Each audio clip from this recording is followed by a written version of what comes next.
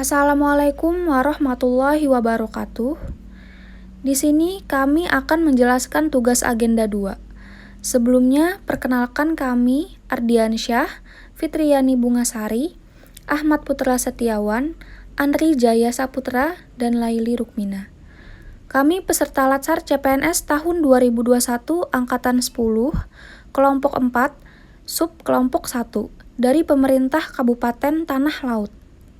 Di sini kami akan mempresentasikan hasil dari diskusi kami tentang video bencana banjir di Kalimantan Selatan, strategi dari aspek akuntabilitas dengan menggunakan diagram Fishbone. Untuk lebih jelasnya, mari kita simak tayangan berita berikut ini. Banjir besar yang melanda wilayah Provinsi Kalimantan Selatan masih terjadi hingga hari ini. Ribuan rumah terendam banjir, sementara evakuasi terhadap korban terus dilakukan. Banjir melanda di sejumlah kabupaten kota di Kalimantan Selatan. Di kota Banjarmasin hingga saat ini banjir masih menggenang. Evakuasi terhadap warga terdampak banjir masih terus dilakukan. Salah satu wilayah yang paling parah terkena dampak banjir adalah Hantakan, Kabupaten Hulu Sungai Tengah. Banjir merusak rumah, pasar, dan fasilitas umum lainnya. Puskesmas Hantakan telah digunakan sebagai lokasi pengungsian. Sementara tim penyelamat masih terus berupaya mencari korban yang diduga meninggal dunia. Sekarang berapa ya Pak? Masih direndam air Pak. Masih direndam air dengan ketinggian antara 1 meter sampai 1,5 meter Pak. Ini hari ketiga ya Pak, hari ketiga ya. Warga gimana Pak? Untuk warga sebagian mengungsi Pak, mengungsi. Karena kan rumahnya terendam semua Pak, terendam semua, hampir kalau di rumah hampir 1,5 meter sampai 2 meter Pak. Mengungsi kemana? Poskonya sudah lengkap fasilitasnya atau gimana Pak? Kalau posko khususnya untuk Barabai Kota ya Pak, posko kami masing-masing aja Pak, mendirikan masing-masing dari swasta. Di Martapura, Banjar, seorang warga ditemukan meninggal dunia setelah hilang selama 3 hari di tengah banjir yang menggenang. Hingga Sabtu siang, banjir masih menggenangi sejumlah wilayah di Kabupaten Banjar. Tim penyelamat masih terus melakukan upaya evakuasi warga yang terjebak banjir untuk dibawa ke lokasi pengungsian. Panglima TNI Marsikal Hadi Cahyanto hari ini meninjau langsung lokasi banjir Kalimantan Selatan. Hingga saat ini TNI telah menerjunkan 1.053 personil untuk penanganan banjir di Kalimantan Selatan. Dikerahkan pula 34 perahu karet untuk melakukan evakuasi korban banjir. BNPB telah berkoordinasi dengan Panglima TNI untuk mengirimkan lagi bantuan perahu karet. Tujuannya diutamakan untuk melakukan evakuasi di wilayah Hulu Sungai Tengah yang terkena dampak banjir parah.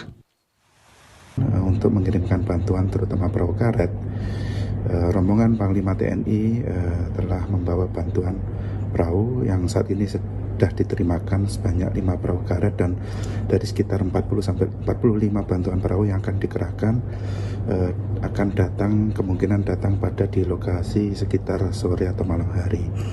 Tujuan distribusi bantuan perahu karet diutamakan ke Kabupaten Hulu Sungai Tengah karena terdampak paling parah dan merupakan banjir bandang, yaitu berdampak pada prasarana umum serta pemerintahan lumpuh, sehingga data di Kabupaten Hulu Sungai Tengah belum juga dapat diakses sama sekali.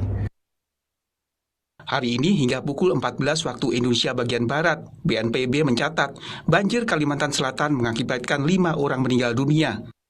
Selain itu, lebih dari 112.000 orang mengungsi dan lebih dari 27.000 unit rumah terendam banjir.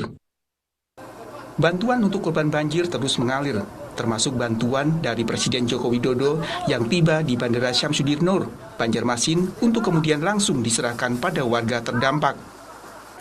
Menteri Sosial Tri Risma hari ini menegaskan sudah ada pendistribusian bantuan untuk korban banjir di Kalimantan Selatan.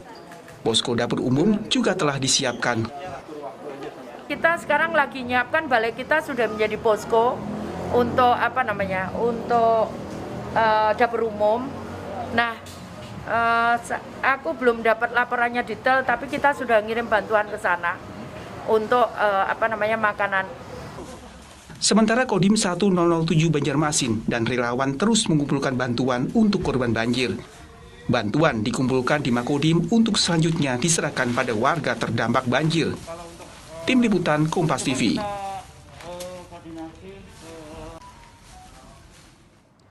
Untuk informasi selengkapnya kita sudah terhubung dengan jurnalis Kompas TV Syamsul Alam langsung dari Banjarmasin, Kalimantan Selatan. Syamsul, selamat malam. Kondisi di sana saat ini yang bisa Anda laporkan seperti apa? Baik Sofi dan juga saudara, jika kita melihat bahwa kondisi banjir di Kalimantan Selatan pada umumnya memang masih belum teratasi sepenuhnya ataupun belum surut sepenuhnya.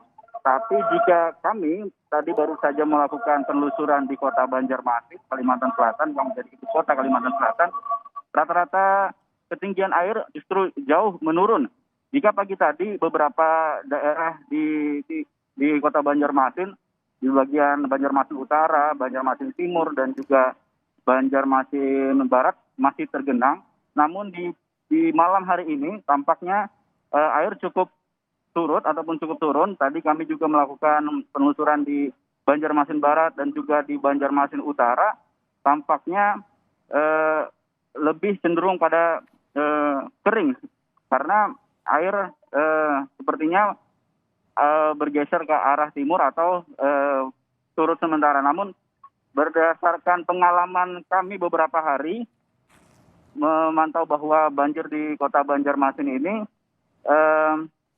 kemungkinan naiknya itu masih ada di malam hari. Kalau kita lihat bahwa di Banjarmasin itu dia seperti hari kemarin adalah di pukul 10 air mulai naik bersamaan dengan pasangnya sungai. Nah, mungkin karena pada hari ini kota Banjarmasin sama sekali tidak diguyur hujan, sehingga banjir ataupun genangan air justru cenderung menurun atau surut pada malam hari. Namun, ya kita tadi sempat berkomunikasi juga dengan warga setempat bahwa masyarakat masih waspas ataupun waspada mengingat ada potensi naiknya air pada malam hari, sehingga untuk persiapan ataupun warga sendiri belum melakukan ataupun belum menurunkan barang-barang yang sebelumnya diungsikan untuk lebih tinggi ke posisi semula dan masih bersiaga untuk antisipasi banjir atau air kembali naik, begitu. Syamsul, berarti memang malam hari ini posisinya lebih surut dibanding kemarin-kemarin karena seharian tidak ada hujan. Ini yang kemudian jadi kekhawatiran. Apa kabar kalau nanti malam atau besok pagi hujan? Berarti ini ada kemungkinan genangan tetap akan kembali naik apabila hujan, begitu ya? Sejauh ini yang Anda tahu perakiraan cuacanya seperti apa? Ya, memang kalau dari perakiraan cuaca memang ada masih kemungkinan hujan pada esok hari.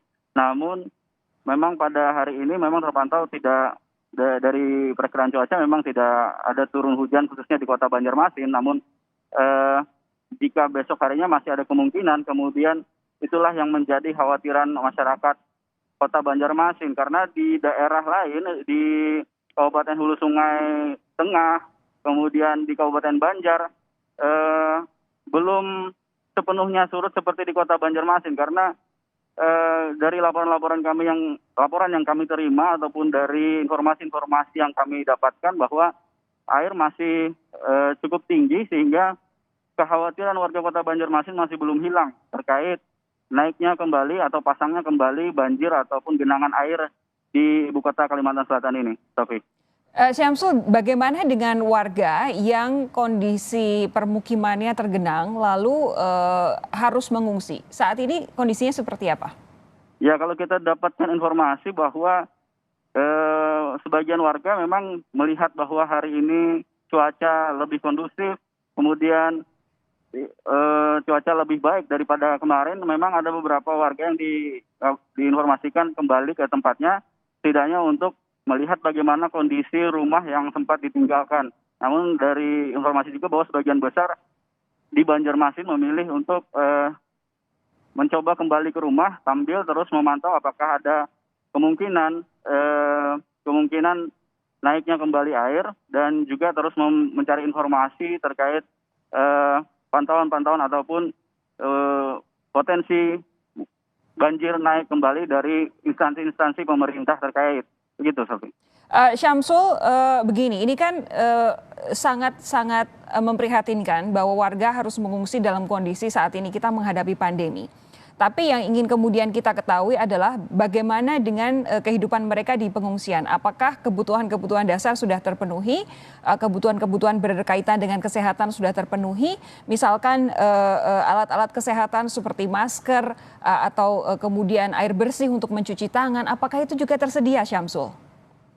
Ya, kita lakukan pemantauan. Kemarin saya sempat ke Bati-Bati dan juga ke beberapa daerah lain. Memang untuk keberadaan, kalau di posko di Bati-Bati kemarin memang kurang atau tidak ditemukan adanya tempat cuci tangan, namun dan juga penggunaan masker masih apa adanya. Namun kalau kita lihat bahwa saat ini relawan pun sudah memahami akan adanya keperluan tersebut.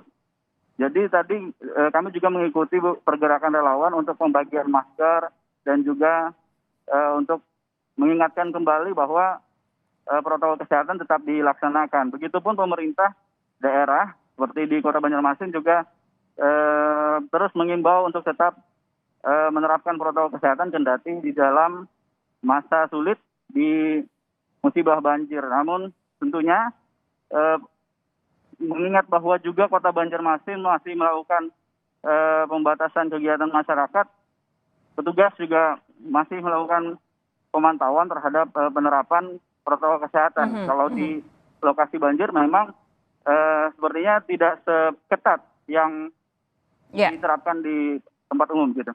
Ya, bisa dibayangkan seperti itu ya, karena kondisinya memang berada di tengah bencana ini. Kemudian yang jadi kekhawatiran masyarakat, sudahlah warga di sana mengalami bencana banjir, kalau kemudian tidak hati-hati, jangan-jangan nanti bisa terinfeksi COVID-19 juga. Syamsul Alam, terima kasih atas laporan Anda. Kami nantikan laporan-laporan selanjutnya. Pastikan Anda baik-baik saja di sana. Terima kasih sekali lagi laporan langsung dari Banjarmasin, Kalimantan Selatan. Pemeran yang terlibat yaitu 1. Masyarakat, 2. Dinas Energi dan Sumber Daya Mineral, 3. Dirjen Pengelolaan Sampah dan Limbah B3, 4. BNPB atau Badan Nasional Penanggulangan Bencana, 5. Menteri Sosial, 6. TNI Polri. Ringkasan kasus, banjir besar yang terjadi di beberapa titik wilayah Kalimantan Selatan yang menenggelamkan ribuan rumah dan terputusnya akses jalan serta 2 jembatan, sehingga terjadi kendala dalam evakuasi dan tidak meratanya penyaluran bantuan korban banjir. Adapun wilayah yang paling berdampak besar adalah Kabupaten Hulu Sungai Tengah. Menurut BNPB, 27.111 rumah terendam banjir, 5 orang meninggal, 112.709 orang mengungsi di posko pengungsian. Bantuan untuk korban banjir terus berdatangan termasuk bantuan dari Presiden Republik Indonesia Bapak Joko Widodo. Terdapat 2 masalah yang ditemukan, yaitu masalah yang ada. Pertama, terputusnya akses jalan yang digunakan masyarakat. Kedua, terendamnya tempat tinggal masyarakat. Ketiga, sulitnya pendistribusian bantuan ke daerah yang terdampak banjir. Masalah yang utama yaitu sulitnya pendistribusian bantuan ke daerah yang terdampak banjir. Waktu kejadian yaitu pada tanggal 16 Januari 2021 dan tempatnya di Hulu Sungai Tengah, Banjarmasin, Kabupaten Banjar, dan Tanah Laut. Diagram fishbone. Untuk sebabnya ada 4 faktor, yaitu individu, lingkungan, organisasi, dan kebijakan. Individu, kurangnya kesadaran individu dalam pencegahan banjir. Lingkungan, kurangnya kesadaran masyarakat sekitar akan dampak banjir. Organisasi, kurang memadainya sistem akuntabilitas pengelola pendistribusian bantuan dan lemahnya sistem pengendalian dan pengawasan internal dan eksternal. Kebijakan, kurang tegasnya kebijakan pemerintah dalam pengelolaan dan pencegahan banjir. Strategi yang harus dilakukan oleh pemerintah dalam menanggulangi masalah banjir dari aspek akuntabilitas, yaitu bertanggung jawab memberikan arahan yang memadai, bimbingan, dan mengalokasikan sumber daya sesuai dengan tugas dan fungsinya. Dalam kasus banjir di Kalimantan Selatan ini, pemerintah bertanggung jawab memberikan sosialisasi, pengalokasian dana kepada korban banjir, serta harus ada kerjasama antara semua pihak. Sekian pemaparan dari kami. Terima kasih.